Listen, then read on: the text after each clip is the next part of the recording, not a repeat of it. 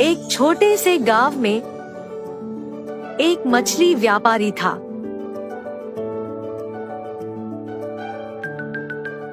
जिसका नाम रामू था। वह बहुत लालची था और सोचता था कि वह सबसे ज्यादा पैसे कमाएगा। रामू ने कई सारी मछलियों को खरीदा और बेचने की व्यवस्था की, जिससे उसने बहुत अधिक मुनाफा होना था। रामू जानता था कि लोगों को जो मछलियां सबसे अधिक पसंद आती है, उन्हें ज्यादा पैसे में बेचता था। इसलिए वह लोगों से मछलियों का बेहतर कीमत मांगता था और सड़े हुए मछलियों को भी महंगे दाम में बेचता था। वह लोगों से ज्यादा पैसे कमाने के लिए अपने गंदे उपायों का इस्तेमाल करता था। एक दिन रामू ने अपनी दुकान में जोड़ीदारियों की बजाय उबली हुई मछलियों की बिक्री करने का निर्णय लिया। वह लोगों को बताता था कि उबली हुई मछलियां सेहत के लिए बहुत अधिक फायदेमंद होती है और इसलिए वह उन्हें ज्यादा मूल्य में बेचेगा। लोग उसकी बातों में आ गए और वह अपने उबली हुई मछलियों की बिक्री शुरू हो गई और लोग इसमें रुचि लेने लगे। लेकिन उन्हें यह नहीं पता था कि रामू अपनी दुकान में सच में उबली हुई मछलियों की बिक्री नहीं कर रहा था। वह सच में साबुन और पानी के इस्तेमाल से मछलियों को उबलता था और उन्हें उबली मछलियों के रूप में बेच रहा था। इस तरह रामू के उपायों से लोग अस्वस्थ होने लगे और इस वजह से उनकी डिमांड में कमी आने लगी। इसके बावजूद रामू अधिक पैसे कमाने के लिए और अधिक दलाली करने लगा। एक दिन उसके दुकान में एक ग्रामीण महिला आई और उससे मछलियों की खरीद करने के बाद रामू ने उसको ज्यादा मूल्य में मछलियां बेची। लेकिन महिला ने उसे धोखा देते हुए उसकी धोखाधड़ी का राइजगार बताते हुए उसे फंसा दिया। रामू धमकी देने लगा, लेकिन महिला उसके सामने नहीं डरी। महिला ने अपनी बात अंग्रेजी में बताई, जिससे रामू को समझ में नहीं आया और वह उसे छोड़ दिया। रामू अब थक गया था। उसने एक बार फिर सोचा कि वह उबली हुई मछलियों को बेचकर पैसे कमा रहा है, लेकिन अस्वस्थ लोगों की वजह से वह एक अपमानित व्यक्ति बन गया है। उसने फिर से सोचा कि उसकी दुकान में उबली हुई मछलियों को बेचने से बेहतर होगा कि वह अच्छी गुणवत्ता की मछलियां लेकर अपनी दुकान में बेचे। रामू ने अपनी दुकान को बदल दिया और अब वह उच्च गुणवत्ता की मछलियां बेचता था। लोग अब उसकी दुकान से मछलियां नहीं खरीदने लगे और उसकी दुकान में कोई नहीं आने लगे। रामू ने जो उपाय किया था, उससे उसे अधिक दुकान से लोग दूर भागते थे। रामू ये सोचता है कि व्यापार चालाकी से नहीं, सही तरीके से काम करने से सफलता मिलती है। द्वारेश्वर नामक गांव में मस्तान नामक एक कसाई रहता था। उस गांव में बकरे का मांस सिर्फ मस्तान की दुकान में मिलता था। इतना ही नहीं, हर शुभ कार्य और दावत के लिए मस्तान के ही दुकान से मांस लाया जाता था। ऐसे एक दिन उस गांव के जमींदार का सेवक मस्तान की दुकान को आता है।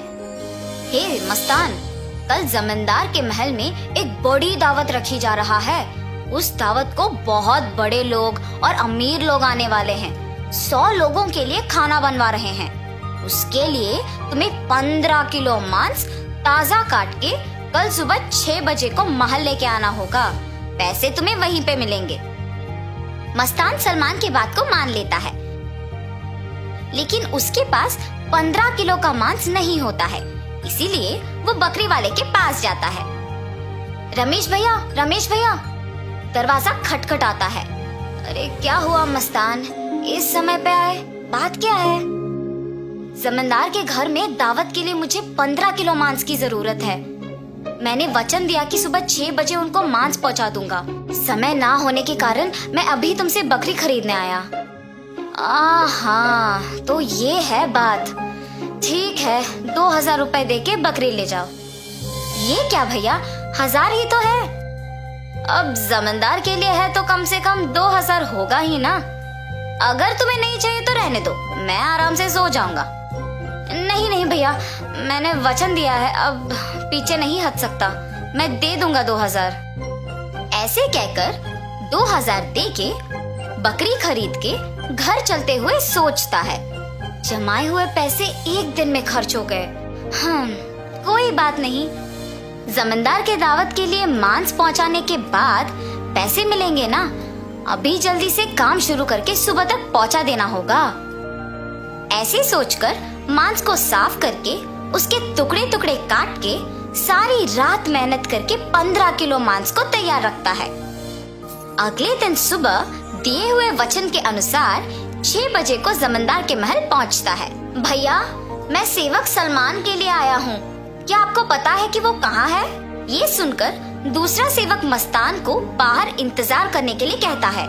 वो मस्तान के हाथ से मांस लेते हुए कहता है कि सलमान को भेजेगा और उसे पैसे मिलेंगे।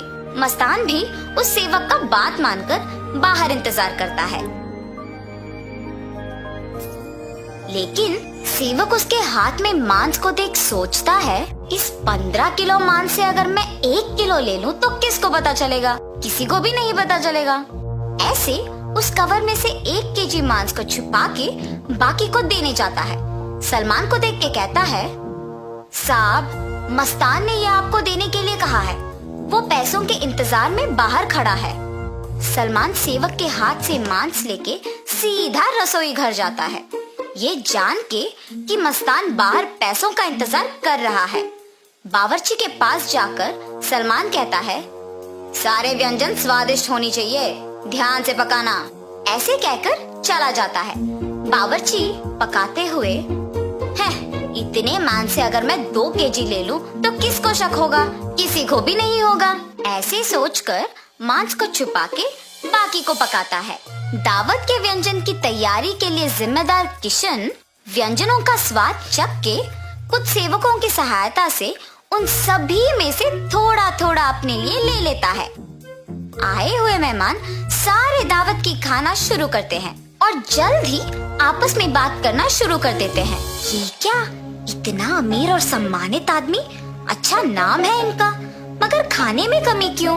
हाँ, अगर खाना कम ही पड़ना है तो ऐसी दावत की तैयारी भला क्यों करे? ऐसे सारे लोग खुसफुसाते हैं। ये सब सुन के जमींदार सहन नहीं कर पाते हैं।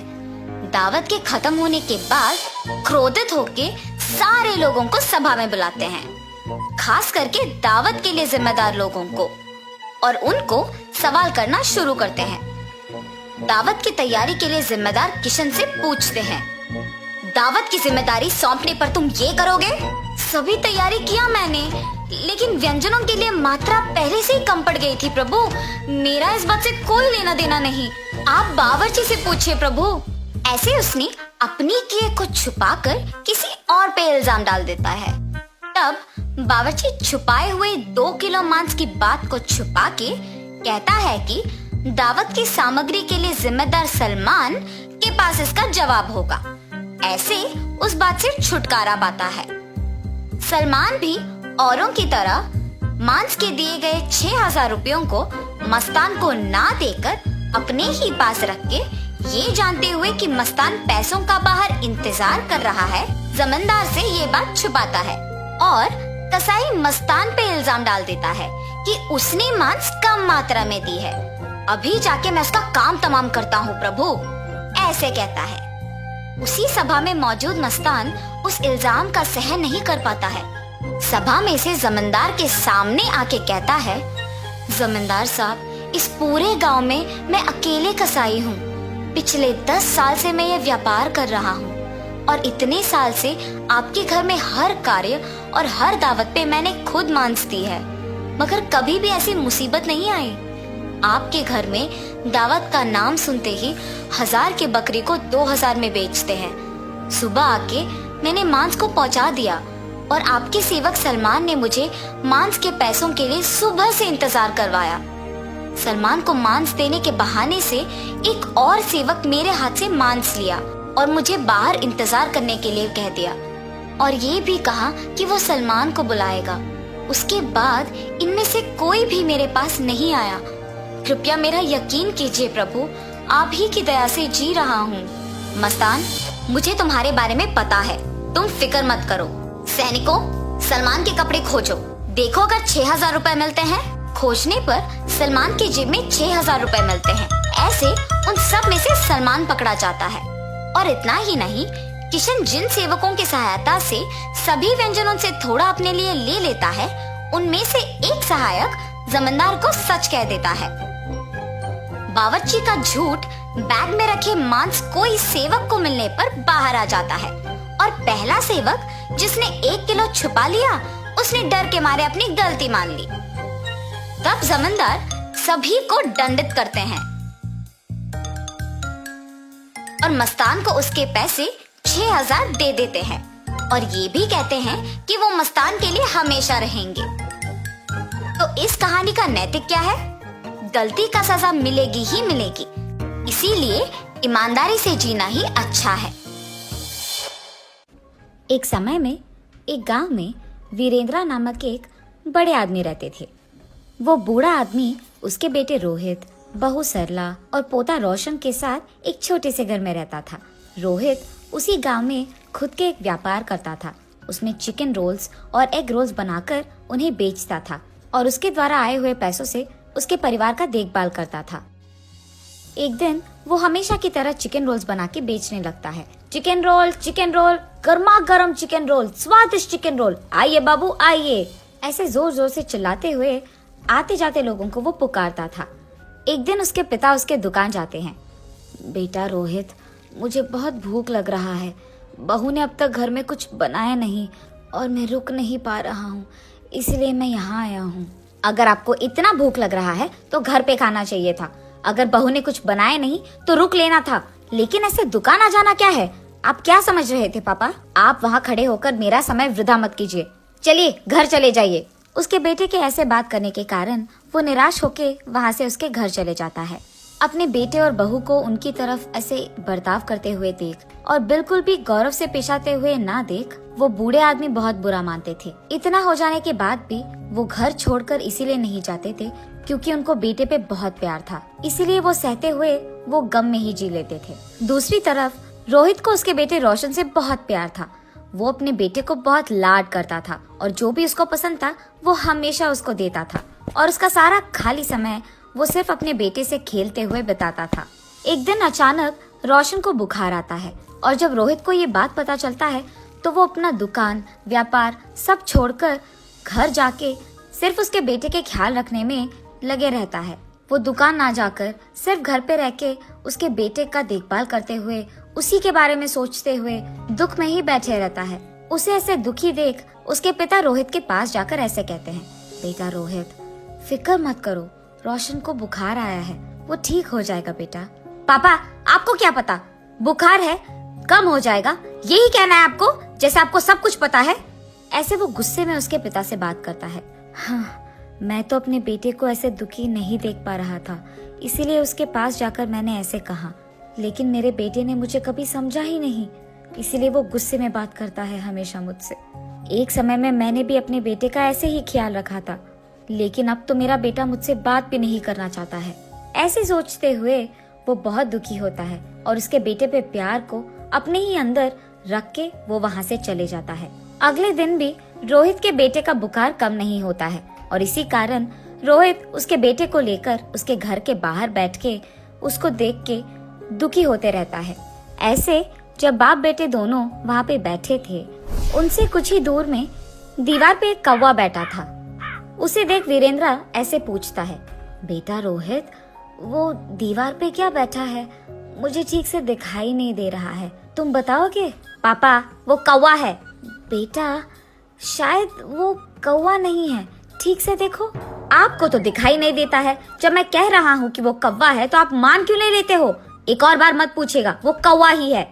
ऐसे उसके गुस्से में जवाब देने के बावजूद उसके पिता फिर से पूछते हैं कि वो क्या है। पापा, आपको कितने बार बताऊं मैं, वो कौवा है, कौवा है, कौवा है। आपने अगर एक और बार पूछा तो अच्छा नहीं रहेगा। ऐसे वो और गुस्से में जवाब देकर उठकर वहाँ से चले जाता है। उसके बेटे को वहाँ से उठ के चले जाते हुए देख वो और भी दुखी होते हैं। ऐसे कुछ दिन बीत जाते हैं। एक दिन रोहित अपने बेटे को उठाकर खेलते हुए उसके घर के सामने रहता है और ठीक तभी उसके घर के दीवार पे एक कौवा आता है। पापा पापा, वो दीवार पे क्या है? बेटा, उसको कौवा बुलाते हैं। पापा पापा, वो क्या है? उसे क्या बुलाते हैं? बेटा, उसे कौवा बुलाते हैं। पापा, वो क्या है? बेटा, उसे कौवा बुलाते हैं। तुम भी उसे बुला सकते हो। चलो बुलाओ कौवे को तुम्हारे पास। ऐसे वो अपने बेटे को कौवे के बारे में सिखाते रहता है, लेकिन उसके बेटे को कुछ भी समझ न आने के कारण वो लगातार एक ही प्रश्न पूछता है कि वो क्या है और उसे क्या बुलाते हैं, और ऐसे 20 बार करता है। इतने बार पूछने के बावजूद रोहित उसे बहुत सब्र से समझाता है। उसे जरा सा भी गुस्सा नहीं आता है। पापा फिर से बोलिए ना। बेटा, वो एक कौवा है। एक दिन जब मेरे पापा ने यही बात पूछी थी तो मैंने उन पर गुस्सा किया था और उन्होंने सिर्फ 3 बार पूछा था, और इसीलिए क्योंकि उनको दिखाई भी नहीं दे रहा था। लेकिन जब मेरे बेटे ने 20 बार भी पूछा तो मैंने उस पर जरा सा भी गुस्सा नहीं दिखाया और बहुत सब्र से उसको सब कुछ समझाया। मेरे पापा ने भी मेरा इतना ही ख्याल रखा था बचपन में, लेकिन बड़े हो जाने के बाद मैं उनका ख्याल नहीं रख रहा हूँ। ऐसे सोचते हुए वो बहुत दुखी होता है और ठीक तभी उसको घर के अंदर से जोर जोर की आवाजें आने लगती है। मेरी बीवी किससे बात कर रही है? ये सोचते हुए वो घर के अंदर जाता है। तुम्हारा बेटा तुम्हारा ख्याल नहीं रखता है, मैं भी तुम्हारा ख्याल नहीं रखती हूँ, फिर भी आप इसी घर में रहते हो, कभी बाहर जाते ही नहीं हो। शर्म नाम की कुछ चीज भी है आपको? उसके बहू को ऐसे बात करते हुए चिल्लाते हुए देख वो कुछ नहीं कहते हैं और बस चुपचाप बैठे रहते हैं। सरला, मेरे पापा बूढ़े हैं, क्या बड़ों से ऐसे ही बात किया जाता है? उनका देखभाल करना हमारी जिम्मेदारी है, ये मत भूलो। और तुम पापा से ऐसी ऊंची आवाज में बात कर रही हो? हाँ, क्या आप ही बात कर रहे हैं? हाँ, मैं ही बात कर रहा हूँ। कल जब हमारा बेटा भी बड़ा हो जाएगा तो क्या वो भी हमसे ऐसे ही बात करेगा? सुन पाओगी उसकी ऐसी बातें? और वैसे वो अभी बच्चा है, उसके सामने अगर हम पापा से ऐसे ही बात करेंगे तो वो भला क्या सीखेगा, यही ना? इसीलिए आज से हमें ये सब बदलना होगा। तुम पापा से अच्छी तरीके से बात करोगी, उनको गौरव दोगी। आज से हम जैसा देखभाल हमारे बेटे के करते हैं वैसे ही पापा का भी करेंगे। ये वो उसकी बीवी को समझाता है। पापा, मुझे माफ कीजिए, जिंदगी में मेरे इस स्थान का कारण आप ही हो और मैंने आप ही को इतना दुख पहुंचाया। मुझे अपनी गलती का एहसास हो गया है पापा। ये कहते हुए वो उसके पापा के चरणों पे गिर जाता है। बेटा, तुम्हें बदलाव आ गया है, बस यही काफी है इस जिंदगी के लिए। मेरे बारे में ऐसा सोचकर दुखी मत हो बेटा, तुम बदल गए हो, मैं खुश हूँ। जी पापा, आइंदा मैं आपको कभी ऐसे दुख नहीं पहुँचाऊंगा और आपसे कठोर तरीके में नहीं बात करूंगा। आपका मैं बहुत अच्छा ख्याल रखूंगा, आपकी खुशी मेरी जिम्मेदारी। ऐसे ही तब से रोहित उसकी गलती का एहसास करके उसके पिता को उसके बेटे की तरह ही देखता है और रोहित के पिता भी इसी खुशी में जीते रहते हैं। और ऐसे रोहित को उसके गलती का एहसास होकर उसके दुकान में चिकन रोल्स, एग रोल्स बनाते हुए घर को भी संभालता है और ऐसे सभी खुश रहते हैं। दूध वाला। बिकनूर नामक एक नगर में रहता था एक राजा चंद्रसेना। उसका मंत्री कबीर सिंह उसके दूध का कारोबार संभालता था। उन्होंने बहुत सारे स्वस्थ गायों को पाला जो अच्छा और गाढ़ा दूध देते थे। ये दूध सारे गांव में बेचा जाता था।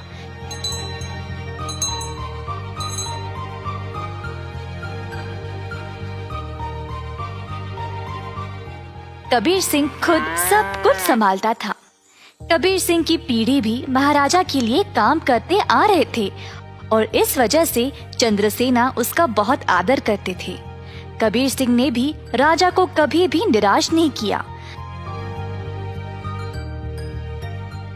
सारे गांव में उसका अच्छा नाम था। हर रोज कबीर सिंह खेत पर जाता था। उसने बहुत लोगों को काम पे रखा गायों की देखभाल के लिए, ताकि वे अच्छे से खाए और सेहतमंद रहे। गायों को घास चराने के लिए वह दिन में कम से कम 2 बार भेजता था।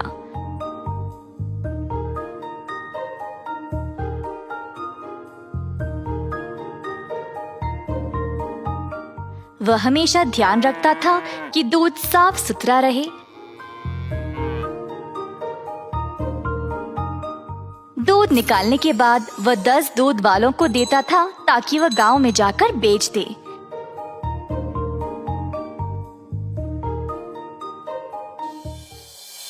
दूध वाले कबीर सिंह को पैसे देते थे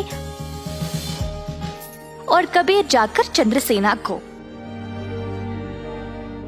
चंद्रसेना ने देखा कि कैसे कबीर ईमानदारी से काम करता था और उस पे पूरा भरोसा रखा।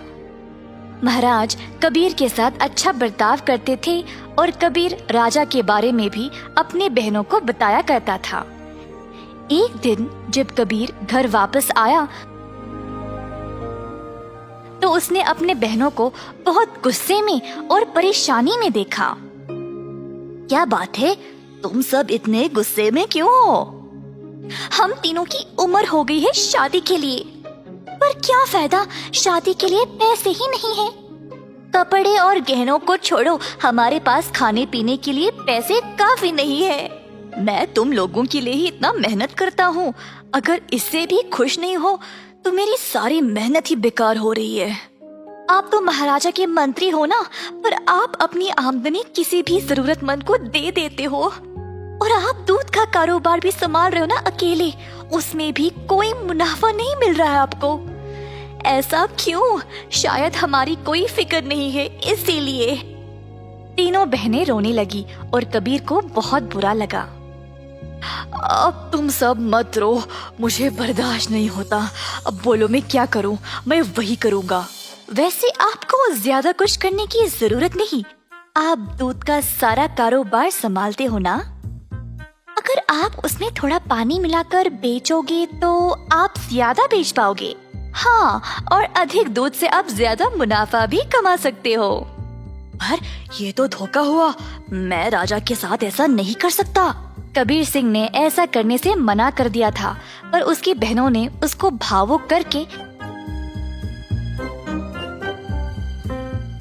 जैसे तैसे उससे ये काम करवा ही दिया। कबीर सिंह अक्सर कमाए गए पैसे राजा को देता था और बाकी के पैसे अपनी बहनों को देने लगा। मुझे ऐसा करना नहीं पसंद, ये आखिरी बार है, इसके बाद मुझे ये सब करने के लिए नहीं बोलना। कबीर की बातें सुनकर बहनों ने उसको पैसे वापस किए और घर छोड़कर जाने का नाटक करने लगे। कबीर के पूछने पर तीनों ने धमकी दी कि वे घर छोड़कर चले जाएंगे। मजबूर होकर कबीर को उनकी बात माननी ही पड़ी। कमाए गए पैसे राजा को देकर अधिक पैसे अपनी बहनों को देने लगा। ये सिलसिला कई दिनों तक चलता रहा। कुछ ही समय में कबीर की बहनें नए नए साड़ियां और गहने खरीदने लगे और अच्छा खासा खाने भी लगे। उनकी जिंदगी ही बदल गई। घर पर बैठे बिना तीनों सच धज के बाहर घूमने लगे, सबके आगे दिखावा करने के लिए।